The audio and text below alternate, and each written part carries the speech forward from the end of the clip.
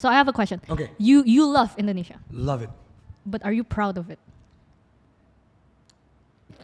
Certain aspects, yes. The reason why we're doing this podcast is, Yeah. I was in New York. I was doing a lot of things in New York, but I was doing stand-up. I was working. I was doing on a holiday. One of the Indonesian diaspora came up to me, Abigail, and said like, hey, Kaya. So she knows what is up Indonesia. So the conversation went like this. We're talking about my stand-up and everything. She was like, I know what is up Indonesia, but is there any like long-form content where we can like listen to what is up Indonesia, or just long-form content of what is up Indonesia? Yeah. And I came while I was in New York, I WhatsApped you. I was like, Yep. Abigail, let's talk. But when I'm back in Indonesia, Yep. so I flew back to Indonesia and then we talked. And I said, yeah, because again, I've always wanted to do this, but I know that we need the right host to do this. And I feel like Andovi is the right host. Terima kasih. So If you disagree, so we bring Andovi back to YouTube. yeah. Okay, so what's our first episode gonna be about, Abigail? Yes, so this is the month of August, and the month of August is closely linked to our Independence Day. Whoa! So of course, the topic that we chose is about nationalism. Ooh, that's heavy. It's heavy. It is. It's heavy. Well, on the surface level, I feel like us as Indonesian, we grow up indoctrinated with we need to be nationalistic, right? Yeah, Kita yeah. harus jadi nasionalis, love Indonesia. And the term nationalism, I feel like it always mean having pride in our country, Right. loving our country, regardless of whatever happens, and just like being proud of being Indonesians, Right. basically. And it's nationalism is a weird thing for us third culture kids slash. Maybe you can explain what is third culture Oh yeah. kids. So basically, third culture kids are. This is a very summarized version. Third culture kids are, in this context, Indonesians who either grew up abroad, or who either had their schooling abroad, or even had an international upbringing in Indonesia. Yep. So basically, spending a portion of our significant developmental years in more than one culture. Right. That doesn't make us any special. That doesn't No. make us like, no, I'm just saying it gives us a very different upbringing. Yeah. And because of that, me personally, because my mom being a diplomat, I'm a diplo brat. Because of that, Diplo brat? There's a proper reference, and there's many diplo brats in Indonesia. Like who? Fatia Izati Kitindas, Ah, Reality Club. yeah, She's also a diplo brat. Nirina Zubir is a diplo brat. There are many diplo brats in Indonesia. You just don't know them yet. Right. So, and I'm sure in the Weibo community There's a lot. There's a lot of There's diplo a brats. lot. I bet. yeah. Yeah. And I guess the term nationalism, for me and a lot of the WIUI community, like we often talk about this. And one time I opened a question box about like what does nationalism mean to you, and the answer gets a bit complicated because I think a lot of the WIUI community, they grew up internationally, meaning like how you Yeah. describe it, right? Going Right. up university abroad. So basically they identify with more than just one culture, or they identify with the Indonesian culture differently Yeah. because of how they grew up. And the term nationalism, having pride in your country, gets a bit tricky It gets a bit tricky. because you can love your country, but then kind of not love how your country does not really fully embrace you. Yeah. Oh yeah. And you Yeah, can yeah. say that you have pride in Indonesia. A lot of them say that they love Indonesia and Yeah. they have pride in Indonesia. But then the people around them say, no, you don't, because you speak in English. Yeah. Oh my God, I Or- got that a lot. Or you I got a lot. go to university abroad, or you decided not to come back. Right. You decided to live abroad. Yeah. And so the term gets very tricky, and how growing up, maybe it's a very Sunday school-ish term, how like, oh yeah, we're nationalistic, of course we're nationalistic. yeah. But like, what does that even mean? Yeah. So because what is up Indonesia is not just, it's not just vibes, but we do research, right? Because what I love about WIUI, you guys always have that thing where you post That's on your true. Instagram, here's Oh. the reference, but do your own research. Do right? your own research, Right. because again, even this podcast, Yeah. this is a stepping stone where Yeah. we talk about very, very complex issue that you need to please do your own research, because Yeah. we are biased. We are so biased. And we are prone to error, so that still works. And funny thing, when I Yeah. told my team that, hey, we're going to do a WIUI podcast, they're like, let me give you an essay about nationalism so that you don't just yap about nothing. Love you, weeboos. I love you, so weeboos. So we have there's 5 definitions of nationalism here, right? Yep. Just like Pancasila, there's 5. Interesting. Okay? So, or maybe this is probably not exhaustive, but like the big ones. The big probably. ones. Yeah. So maybe. Okay, let me read the first one. It's the first type of nationalism is state nationalism, which is the type of nationalism that is steered by the whims of the state in charge. Okay, and the second one is ethno-nationalism. okay. So that's basing the legitimacy of a state as being comprised of a nation of a specified chosen ethnic group. Right. So let's just take an example. So they specialize. They put a certain ethnic group in a special pedestal, basically. And the third one is plurinationalism or multi-ethnic nationalism.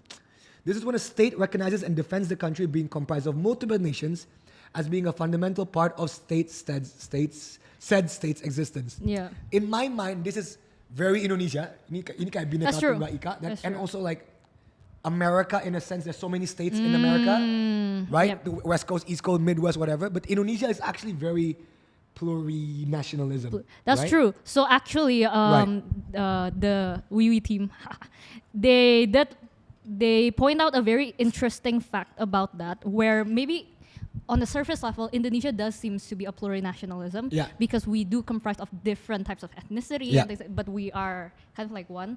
But we don't call, for example, bangsa Jawa or bangsa Papua, but it says we call them suku, and so there's a linguistic.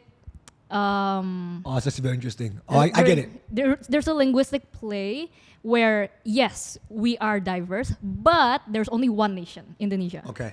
And so that kind of like interplays to how we connect with our diversity, basically. Okay. That's actually very interesting. Yeah. What do you think of that? I think it's because kalau kita if we compare with Malaysia is very clear. Like, there's bangsa Malay, ada bangsa Melayu, it's very very clear. Yep. Indonesia, we don't say bangsa Jawa. Suku. We say suku. And what's interesting, we don't say suku Chinese Indonesian, tapi keturunan. Oh yeah. Chinese, when we mix in some of the other So in a way, Indonesia's in a way they got that kind of right, in my opinion. They kind of sort of. It's a mix idea. Yeah, it's a mixed idea. Yeah. And the fourth, my personal favorite one, is religious nationalism, where the separation of church and state basically don't exist. There's only a state that is an extension of the church and vice versa. Now, this is a very complicated and, for example, in the Western countries, the separation of church and state is clear. Yes. In fact, in the U.S. Constitution, if it states as such, there must be a separation of church and state. In Indonesia, it clearly is not, because Pancasila, our first Pancasila, is ketuhanan yang Maha Esa. So there is no separation of church and state. There is no like explicit clearly defined separation, but we're not exactly religious nationalism in the sense that we are a nation of some religion. Right. We do like acknowledge the diversity of religion. We do, but there is no separation between religion and state. So it's like a interesting. And dynamic. We're always proud. Look, we're always proud of us saying we're the number one Muslim populated country in the world, even though Pakistan just overtook us. Oh, really? Yeah, Pakistan overtook us 2 months ago. So now, technically, we're number 2. But Indonesia is beautiful in the sense that, yes, we are the largest Muslim populated country in the world, but we never say we're the number one Muslim nation. That's the difference. Yeah. And so that's the fourth religious nationalism. And the last one that we're going to mention, and this is, I think, is very, very interesting, is the postcolonial nationalism, which came about in post-World War II era, where a lot of colonized countries started declaring independence. So it's a sense of pride and nationalism that is derived from breaking free of nationalism. Right. Got it. So that's a lot of countries. That's almost most of Asian countries. Yeah. African countries as well. Many. Okay. And I guess so the question is which one describes Indonesia the most? And I feel like as we were describing, we can see Indonesia reflected a little bit in all five. in all of that. Yeah. So one journal that my team cite, they basically I love the WIUI team. they basically said that Indonesia is, this is in the words of my team, that Indonesia is a funky hybrid of Funky hybrid. Wow, Weeboos. post-colonial nationalism by foundation and state nationalism in practice. Because the foundation of Indonesian state has always been the shared history of colonialism under Dutch. But This is actually very interesting. But Because so I get it. So we're post-colonialization. the foundation. The foundation. It's very strong. But the practice is actually state nationalism. Because in Indonesia even we have the word merdeka, which is not free, tapi it's freedom from, right? Right, it's freedom from. Right. It's freedom from merdeka. Right. So it's very embedded within our shared consciousness about like having pride of breaking free of like oppression. Right. And colonialism. Okay, but then let's talk about our national philosophy of Bhinneka Tunggal Ika. Okay. So that falls under tadi yang plurinationalistic. So almost though. Almost. Yeah, because of that word. Linguistic. Yeah. And it's undeniable that certain ethnic group are they dominate, for example, the government and things like that. Yeah. But it's not codified. Right. Okay, so now there's more explanations, but I want to take it to a more, I want to take it personal. Yeah. Okay, if somebody were to ask me what does nationalism mean to me, Abigail, it's such a hard answer. It is. Because if you ask me, do I love Indonesia, I can say with a heartbeat, without even thinking, yes. Yeah, you created so many like work for Indonesia. Right, and it's weird because if people ask me, kenapa? Why? Why? Right? It's always a second. Do you love Indonesia? Yes. Why? That's the second question. Yeah. And why? It's like people give a lot of answers. I love the food. I love the weather. I love I love the beaches. I love the whatever. Right. Not the bitches. I know. Beaches, I know. Beaches, okay. Hello. Hello. Young Papa. Oh, I'm Young Papa. I remember now. I'm Young Papa. My name is Young Papa, guys. Young Papa loves his beaches. No. If this podcast gets cancelled, it's because of this segment. Okay, I have a very out of topic reference that I hope the anime and the It's gonna get so bad. Andovi is famous for his sense of humor. Yeah. I'm very bad I have very bad analogies. Apa. Okay. If any of you anime fans or weeboos or weeboo juga ya, weeboos. I know. No. It's Weeboos is a play on weeboos. Weeboo. Yeah. If you guys, did you watch Dragon Ball when you were growing up? Because I grew up watching that. I don't. Okay, well, I'm old. Okay, but we're in the same. Okay, never mind. So I grew up watching Dragon Ball. So there's this one scene. Do you know Piccolo, the green guy? I don't. Wow, I don't watch Dragon. Piccolo. No. Wait. Maybe. Okay. Show me a picture. Piccolo. You know, once you know him, Piccolo, not the coffee. Yeah, I was about to say this guy. Okay. Sure. Okay. This is Piccolo. Okay. Long story short, Piccolo lives in Earth with Goku. Okay. I know. Hear me out. I know Stay Goku. with me, Goku. Okay.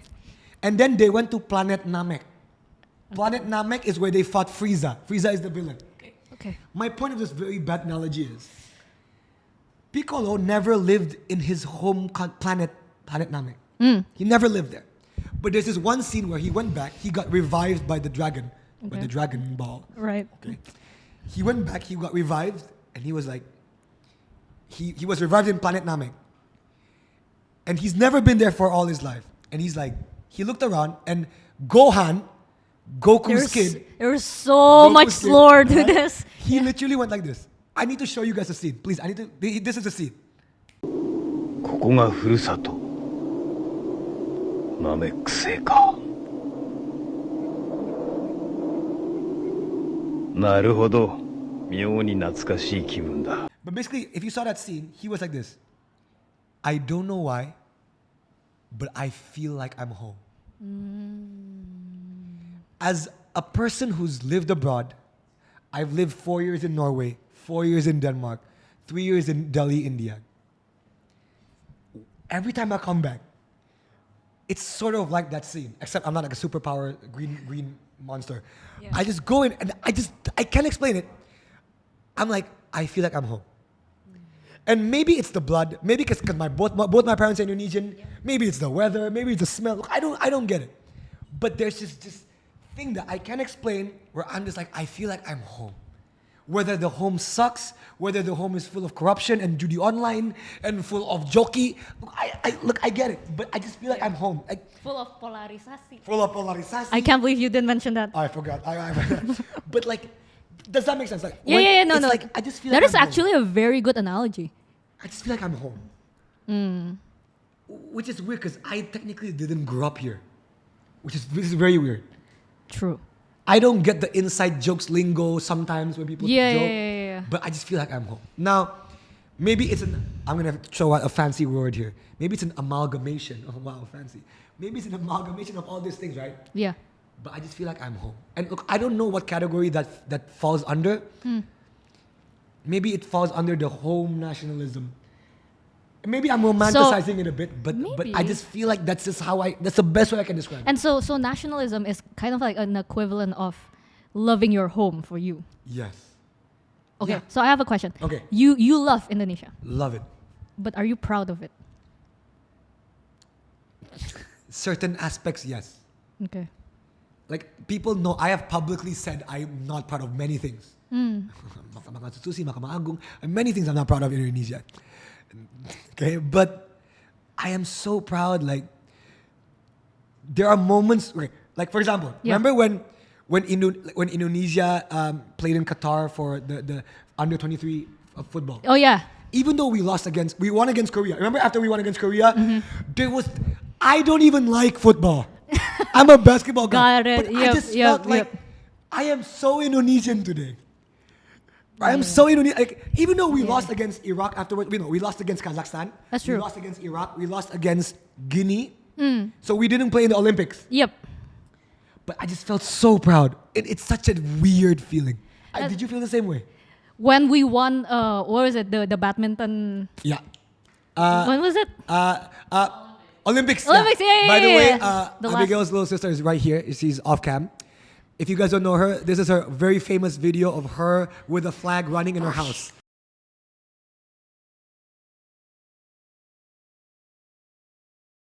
Olivia's very proud of her badminton team. She's also she's a diaspora too. And she's like a diaspora. she grew up a big portion of her life abroad, but when it comes to sport, like your sense of nationalism just shot up. Shut up, right? And remember, like the opening of Asian Games. Asian Games. Oh my God, 2018. Yes. Oh my God. Yes. That's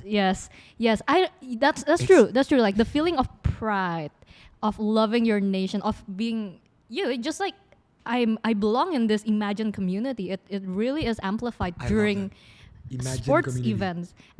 According to Benedict Anderson. And actually, what's interesting, Benedict Anderson, he's the one who coined the term imagined community. So he says like a nation is actually an imagined community. Okay. And he says that there is another type of nationalism, which is a long distance nationalism. And this kind of like can be said as the diaspora types of nationalism. Okay, I want to dig into that. Okay, let's talk about the long distance nationalism. Yeah. Okay, so can you please describe long distance nationalism? Is there a definition of this? While we're looking at the notes, guys, Weebooz has a lot of notes and paragraphs. I'm just gonna read it because this is really funny. Okay, no, read it, please read it. He said, the note says, the Weeboo said, the Weeboo said, big brain boy of the political science genre, Benedict Anderson, wrote a phenomenon called diaspora nationalism, or as he termed it, long distance nationalism. In a very, the Indonesia Choi moment, he detailed this phenomenon in this book, The Spectre of Comparisons, Nationalism, Southeast Asia, and the World, where he wrote specifically about Indonesia. Oh, wow. Thank you, Benedict Anderson. Yeah. Are you related to Benedict Cumberbatch? Okay, that was a bad joke. Okay. So, I feel it. And this is exactly why when that diaspora talked to me in New York, I want longer stuff about Indonesia. This is like, look, I don't know the exact number of diaspora of Indonesians. Like there's a lot of Australians. There's a lot of Australian diaspora, right? There's a lot. A lot. In the US, I'm imagining. Hi, so. Australian. Hi, people. Australian diaspora. Good day, mate. You want some water? Shrimp in the barbie. That's all I know. I'm sorry. Yeah. Crikey. Okay. That's all I know. But look, again, I'm not speaking of all, but I feel there's a general consensus of when you meet diaspora in Australia, in the US, or whatever, there is a sense of pride. Yeah. There is. Like, it's so hard to explain. Like, granted, a lot of them also complain about Indonesia. I'm not gonna sugarcoat it. But there is this. Every time I meet Indonesians abroad, and it's very apparent also. Like this is what happened. Like I went to university abroad too in the US, right? And every single Indonesian, when it comes to food, nih gue makan tempe. yeah. No, they'll be like, I just introduced my bule friends to Indomie and they love it. Like there's that sense of like, here, this is Indonesian food. I'm very proud of it. That's from my country. You try it, and I dare you to tell me it's not good. Like people get really offended. Yeah, I get sensitive. They got really mad when people like, nasi goreng, martabak. Especially when they say like, oh, isn't this Malaysian? I get. I love my Malaysian brothers and sisters. No, it's ours. Okay. Yep. So, but like, you're absolutely right. Why is it that food and sports? And sport. I think food is the magic ingredient one of the magic ingredients for the long distance nationalism. So I think that's true. I think, like you mentioned, right? Right. Love. I feel like love is very innate. Like it just flows naturally out of you. Like even if you hate a lot of things about Indonesia, but you still kind of like deep down you still feel like a connection. You love it, but pride and feeling of proudness. Yeah, that's a different thing. Because usually you need to earn pride and you need to earn. Like for example, if you love somebody, you can love them like. Despite of their shortcomings, right? But for you to be proud of somebody, that person usually need to earn your I love that. I love that. So has pride. Indonesia earned our pride? Exactly. And you mentioned, right, that you're proud of certain things, but you are not proud of other things. Yeah. And I feel like food is the one thing that unites us all. That is not tarnished yet. It is. It is not tarnished. I mean, it's not tarnished. It is so. And I mean, it is good. And maybe we're biased. But no. I've never met a single look, of course, a lot of diasporas are like, I want to try Italian today. I want to try Mexican, whatever.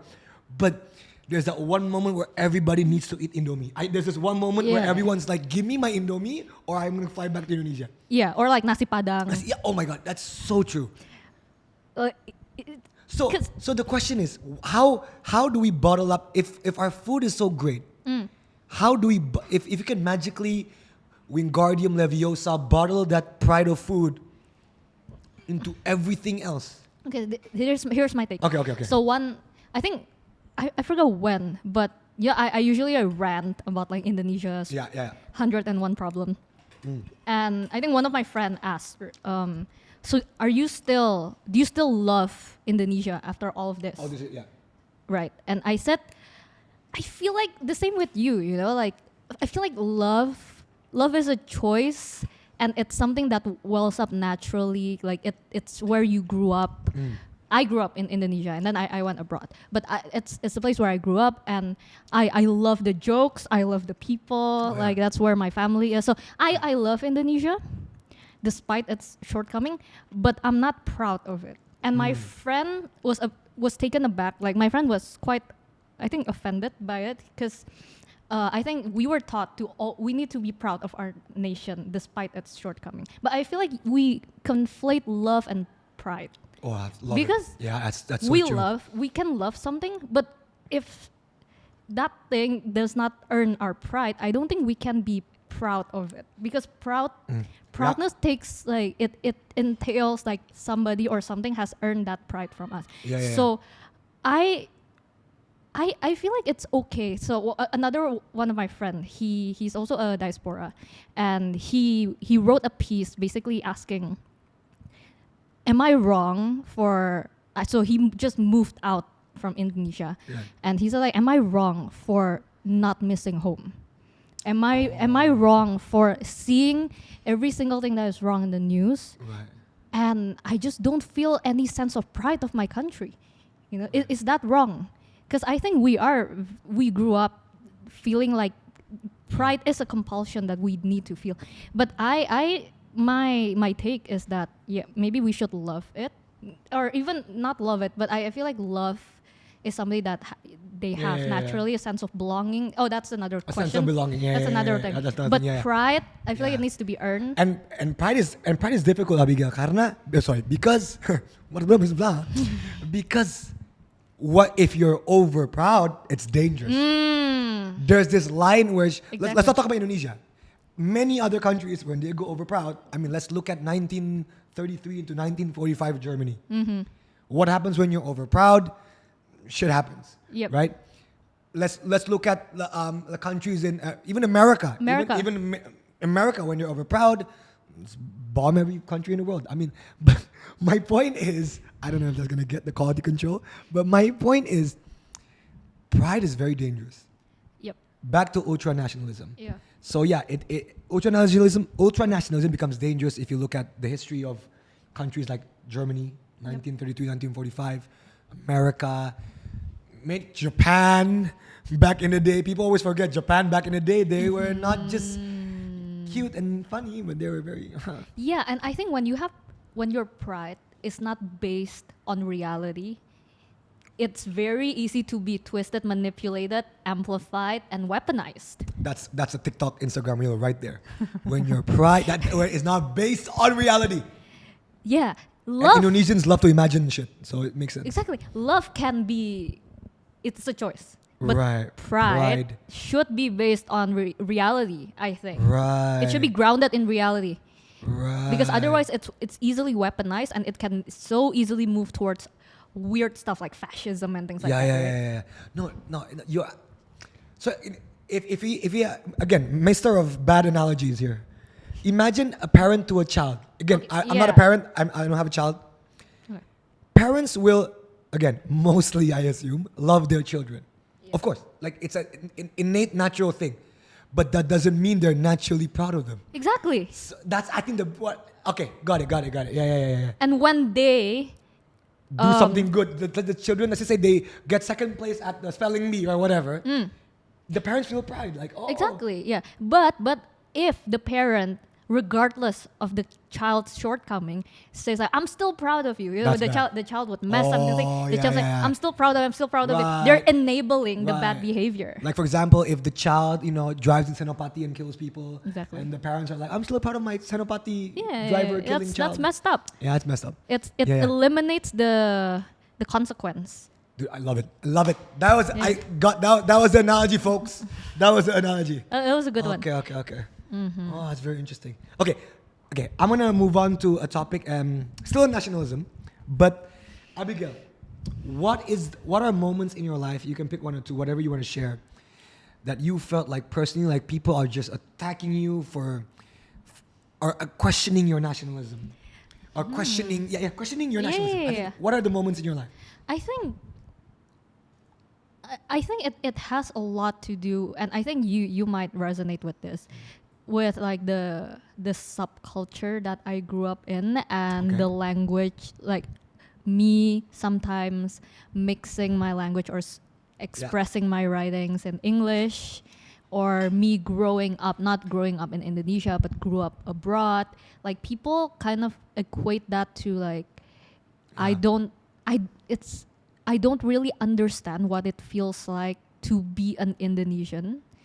As if being an Indonesian, there's only one way of experiencing Indonesia. But simply because I don't experience Indonesia, I don't grow up like the majority did, it's as if I don't know what it's like to be an Indonesian, and therefore any sense of pride or criticism that I threw towards Indonesia, may it be the government, the people, the culture, the norm, it's unfounded because I don't know what I'm talking about. Right. So they see you quote unquote as an outsider. An outsider, even though I think the feeling of even though the love, the sense of nationalism maybe, or the pride is sort of there, it's there, but it's awkward because what does it mean for you to feel a sense of pride and love towards a country, but not have the people in that country love you back. That sucks.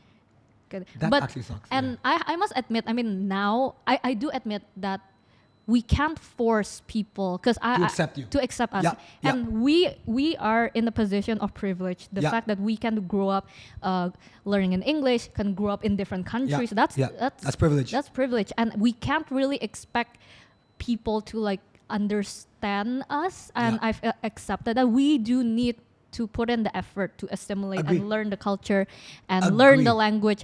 That's on us. Right. But there is still a big portion of Indonesian that because they receive that kind of treatment, it makes it disincentivize them from loving the country. Right. I get it. It's like to piggyback on your point. Yeah. You said, "Look, where's my camera? I'm gonna put this camera, whatever. This camera. Listen, it is up to us to put in the extra effort. Yeah. Okay, I'm gonna underline this very much. If you are a third culture kid, internationally raised, Bulinesian, whatever the term you want to call us, it is up to us to put in the extra effort. However, it does hurt. Yeah. Yeah, you cannot take the hurt. It does hurt when you're putting for those who are putting the extra effort, and they're just reciprocating it like, nah. It's like, Yeah. it does hurt. I'm not gonna lie. And I Not think gonna lie. this brings a very interesting point of how the general narrative of Indonesia, of nationalism in Indonesia, it has a very positive undertone, right? Yeah. And it's usually connected to like, if you love your country, if you're nationalistic, you will come back if you go abroad. You will have to go back, contribute.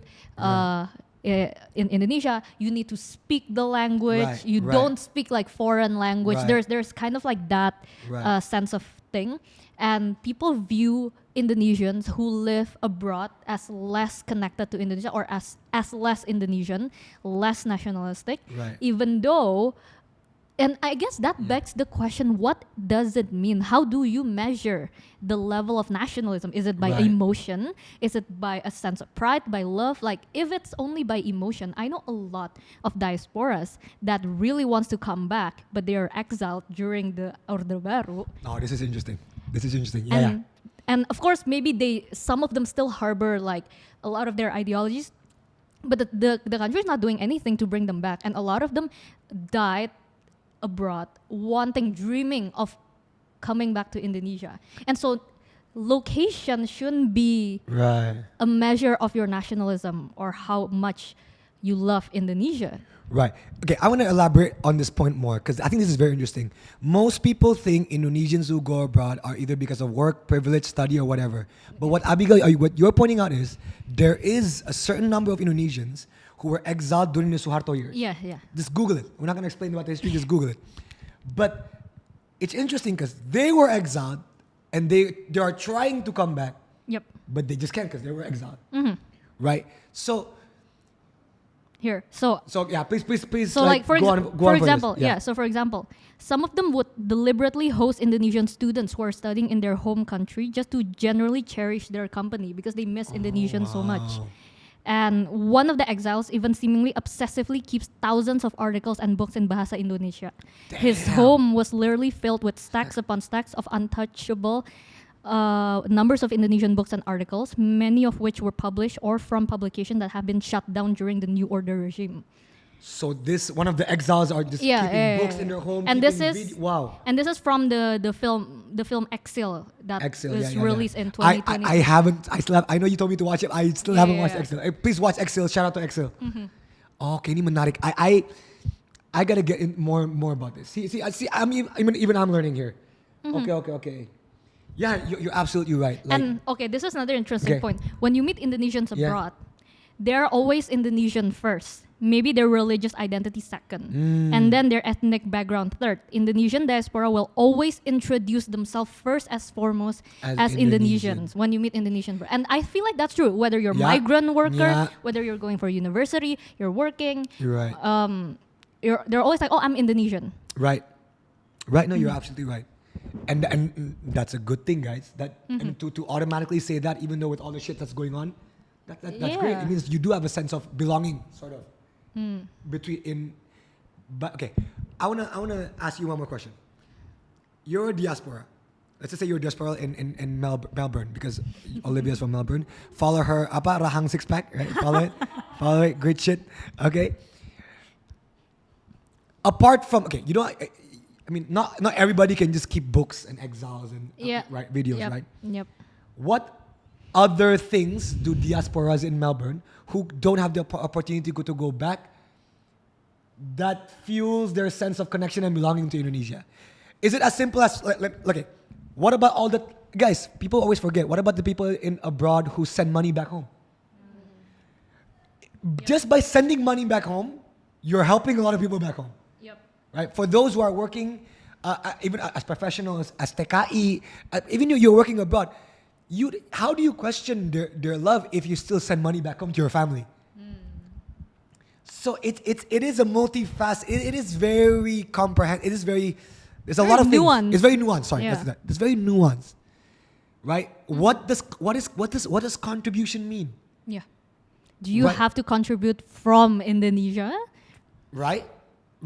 You can be an amazing diaspora abroad who's never gone back home. And here's the thing. Okay, another thing. I feel like you can also put yourself first, but still love your country. So, for example, Okay, there's elaborate on that, yeah. there's a lot of Indonesians who decided that I feel like I'm not gonna go anywhere with my career here in Indonesia because they don't appreciate my work because I yeah, don't yeah. get paid enough. Yeah. And I feel like my family would have a better life abroad, you know. So Yeah. so they are putting their self-interest first, Right. and then they move out from Indonesia. Right. But they still harbor love for Indonesia, and Yeah. they still feel a sense of nationalism for that.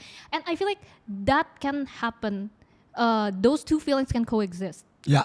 No, I agree. I Because 1000% agree with you. Being nationalistic doesn't mean you have to sacrifice your entire life for a nation that is basically just an abstract concept. A nation exists love for that. its people, not people exist for the nation, right?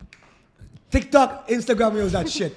A nation exists for its people, not the people exist for the nation. Yes, because a nation Damn. cannot feel pain. The Yeah, people the can feel pain. Yeah, you're absolutely right. Yeah. And so I think it's a very toxic narrative too, where people say like, oh, for you to truly be an Indonesian, truly love a nation, truly be nationalistic, you need to not put yourself first. You cannot be selfish. Right. Yeah, absolutely right. Right? You're absolutely right. Right. It's like that thing when you're going on Mr. of Bad Analogies here. Okay. When you go on a plane and they're like, if the oxygen mask goes down, put the oxygen mask first on you, then to your baby, your wife, your husband, whatever. That's true. Right? So it's, save yourself first. Then you can save others. But I do agree that if everyone hold on to this type of mindset, it's not the most productive Got and it. stable thing for the nation as a whole. Because again, I think that goes back to state nationalism, where I think I get it. the nation kind of imbue that sense of nationalism to make sure that there's a sense of loyalty, Okay. to prevent brain drain, for example, from happening and things like that. Right. Okay, I want to talk about Budi Utomo. Okay. Okay, I think we got to touch on that. We've sort of talked about it in our Bullet Nation episode on Bongkar. Remember that? Yes. We sort of talked about our founding fathers, but here is an excerpt about Budi Utomo from one of the Weeboos. We're not gonna read all of it. Don't read all of All of it. it, right? There's some of it. No. Okay.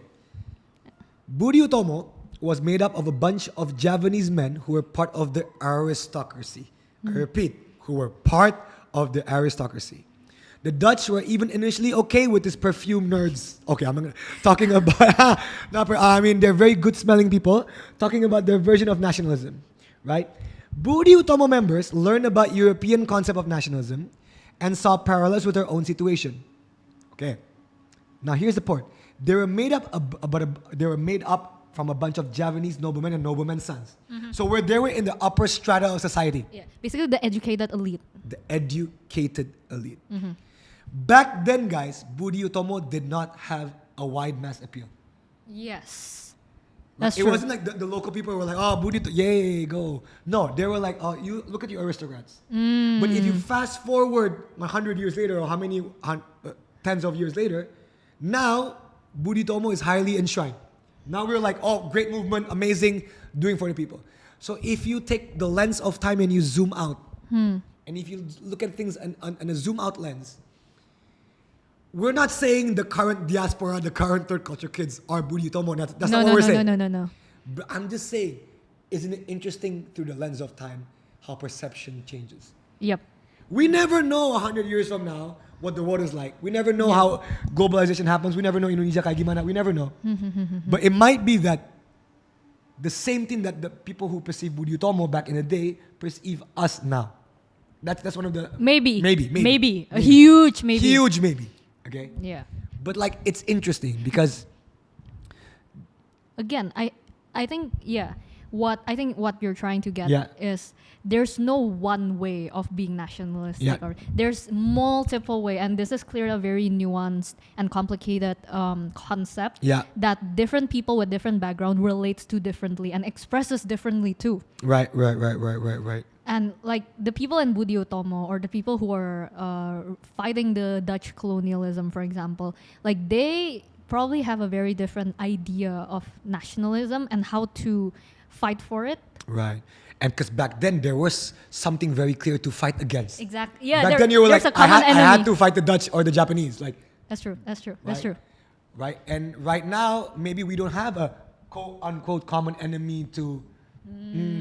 Well, we do. Our corruption, our judo, our joki. That's if you think about it, that's our. If Indonesians just Perpetuated by the same people. Exactly. But yeah. Okay. Abigail. Okay. I want to talk about while we're still in Budi Utomo. Yeah. What do you think?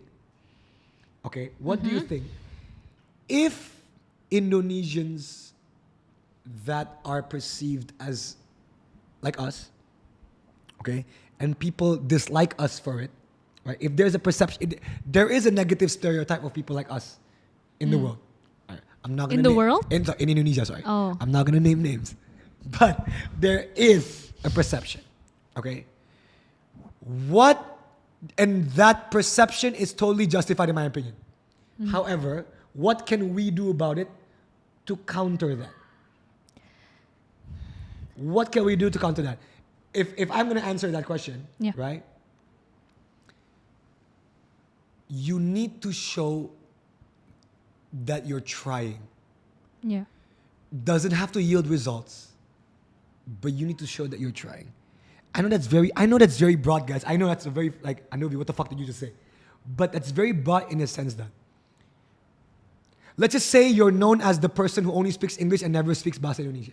Let's just assume ni orang only speak English, nggak pernah ngomong Indonesia. Just by showing, hey guys, I'm trying my best to learn Indonesian. Right? That's in a very micro scale of things. You get it, right? It's in a very micro scale of things. But if you zoom out, we need to show, the third culture kids, the diaspora, need to actually show that we're trying, at least. No matter if it yields results or not. I think it's on to us to combat the negative stereotype that's going against us. Yeah. I agree. And I think for me, if I were to answer, I think the key is in empathy, in the sense, what does empathy mean? It means that you can understand how others think, like where they're coming from. And I feel like a lot of Indonesians who grew up internationally, of course, they see the world differently than how most Indonesians see themselves, see the world, through a and bubble. things like that. That's the truth. And people know when you're being talked down on. Got it, yeah. Like people know. And I feel like some, again, like we emphasized earlier, like people who, for example, are more comfortable speaking in English, who grew up internationally, usually they come from a place of privilege. Yeah. And it's so easy for them to just like criticize Indonesia, see all the shortcomings, and just paint them as black and white, either good or bad, while failing to see the nuances and complexities of why it happens. Because again, for example, things can be bad. Like for example, the jockey thing. Yeah, the right? jockey thing, yeah. It's clearly wrong. It's clearly wrong. But you can acknowledge that it's wrong and also acknowledge why it's so prevalent, because there are some cultural and structural things that are amplifying it. Yeah, that's absolutely true. Yeah. And I think when you stop blaming people and start to talk and acknowledge the nuances, I think that will lower the sense of animosity and just not antagonize people. Right. You That's know? the key. Not antagonize people. I think that's the key. Maybe. Too much. Both sides are always trying to antagonize one another. Yeah, it's like us against them. Yeah, it's us against them. Guys, it doesn't. The mindset Yeah. and the perception doesn't have to be that. That's the whole point.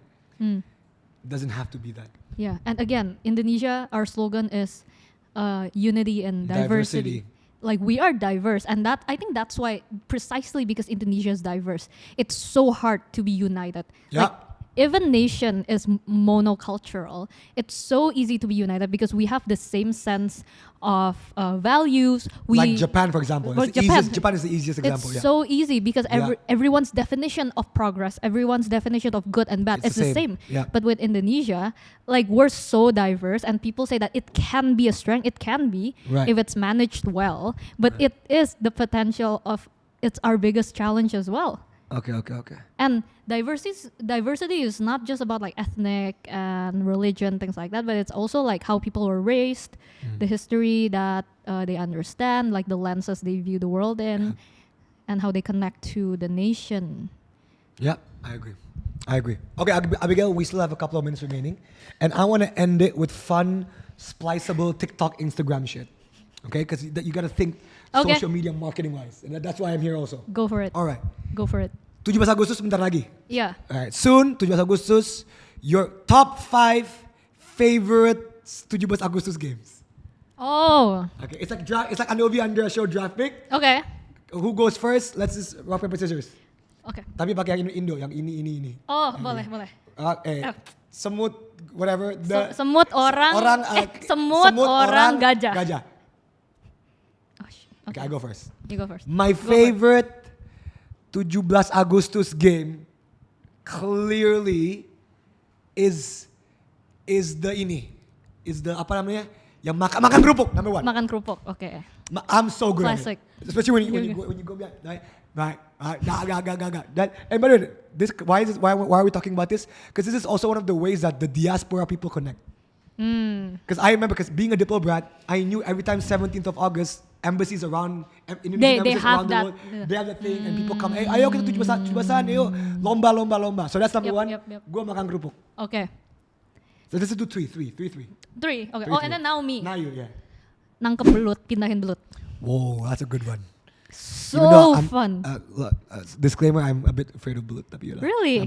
Please slide me in. I don't know. I always like it. It's so fun. Okay. Okay. So you're bulut. Okay. Bulut. Second, clearly, guys, it's that thing where you have to lick the coin of chocolate from the apukat. Apa namanya?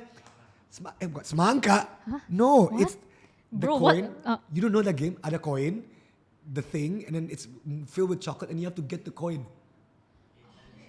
Oh, Semangka. semangka. Then you go, the semangka chocolate coin game. Whatever that game is Oh. called, please correct me. Okay, interesting. There is that ada buah coklat coin. Ditusuk-tusuk. Ditusuk-tusuk. Yeah. And you have to get it with your teeth. Ah. That's my number 2. Okay. My number 2 itu is it bakyak ya? Ah. Lomba bakyak. Yeah. Oh, Okay. so fun. That's a good one. That's so My number 3, my last one, Okay. is where you put a pencil down your bottom. Oh, Right? And then you have to masukin put it ke to the botol. bottom. Yeah. Whoever made that game, crazy. Okay. Yeah, where did they get the inspiration from? Fun fact, Google me or correct me if I'm wrong. Not Google me, so Google it. All of these games were inspired by the Dutch, Yeah. which is very interesting. So the history But is that's actually another topic, yeah, but the history is actually kind of dark. Kind of dark. It's a very dark. But we've made it yeah. into our own. That's very Indonesian. That's very Indonesian. Yep. Something that's dark, we made it into our own. Dark and came from a place of suffering. Yeah. But we use wit and humor to That's- make it our own. And I think that's very Indonesian. That's very Indonesian. That's And your true. last And one? I love that. My third one, maybe lompat balap karung. Oh, balap karung. Yeah. Okay, so that's my top 3. That's Abigail's top 3. Please vote in the comments which is better. Yep. Okay, clearly the pencil in the bottom and the ass. Okay. Anyway, so Abigail, do you want anything else to talk about before we close it? Because I do want to talk about like I want to tell people to comment on shit. I'm good. I'm good. Yeah. So guys, this is our first episode of the WIUI podcast. We don't. I mean, if you guys have better names, please. Or if you think that's a good name already. There you go. And we want to do many things. We want to do Q&A later on, right? Yes. We want to do where you guys just ask us questions. And you guys don't have to be a member of the Weeboos. To, But how do you join the Weeboo membership? How do you become a Weeboo? Well, I mean, just following WIUI is already joining it. But if you want to go deeper, there's the Discord community that you can join. That's deep. That's Where very deep. Andovi forgets his login, so he can never log in to Discord ever again. I forgot my Discord login. And we also have a journal club that Oh, each batch goes for like 6 months. Right now, the 3rd batch is running, so Right. watch out for batch 4, I guess. Okay, so that's how you become a member of the Weeboo community. Oh, and we have like some meetups too, so just like watch Touch out. Grass. Touch Grass meetup. Next one is Bandung, right? Yes. Kapan? When Augustus? Which do you remember? the date? 31st of 31st August. August. Okay, so get that. And if you guys want any guests Yep. on WeeWee Podcast, comment below, please. Guys, internet, do your magic. Weeboots, comment. Who you want us Who do you to... want as guests? Please, no furries, no young papa, no degeneracy. Proper guests, guys, okay? Proper guests, okay? Yes. Proper, you know, that was a very bad English accent. And and what other segments you want guys to talk about? You know, maybe quick fire segments, games, quizzes. Topics? What topics do you want us to talk guys. about? Go crazy. This is our first podcast. Okay? And criticize us. Please feel free to criticize us. Yes. Andovi, you suck. Abigail, what the hell are you talking about? Criticize us. If we're ready to dish it, we have to take it. Yep. Whatever it is we're dishing, we have to take. Yeah, and yeah. Yeah, that's it. That's I guess it. thank you for tuning in. Thank you for tuning in. I haven't said this in a long time, but don't forget to like, comment, and subscribe to the What Is Up Indonesia YouTube channel. How does it feel? It feels How does it feel? therapeutic. It feels very cathartic. I haven't said it in like 3 years. Like, comment, subscribe. I haven't done it in 3 years. Because now people in TikTok, they say share, repost, and comment. They don't say like, comment, subscribe anymore. It's so outdated. Before it was like share, comment, repost. Yeah, kan? Share, comment, repost, right? Yeah. Yep. Wow. Yeah. Wow. Andovi going back to Wow, YouTube. it feels... Talking about nationalism. Wow. And by the way, both of my YouTube channels, this is not my YouTube channel, but both of the channels on YouTube has the word Indonesia in it. Skinny Indonesian 24. What is up, Indonesia? I'm letting you know. That's true. I'm just letting you know. If that's not a form of nationalism, I don't Then know I don't know what is. it is. Yeah, exactly. Guys, thank you so much. My name is Andovi Lopez. And Abigail Limuria. Yeah, not Abigaili, Panji. Okay, mana Panji? Panji, not Abigaili. Please, Panji. You're a world-selling stand-up comedian. You can't spell out names. Come on. Yeah, I'm calling you out. She's not calling you out. Panji, I'm calling you. I'm just kidding. I love you, Panji. Thank you for letting me do open mics in New York. Thank you. All right, that's it. See you guys in the next episode. Bye-bye. Bye.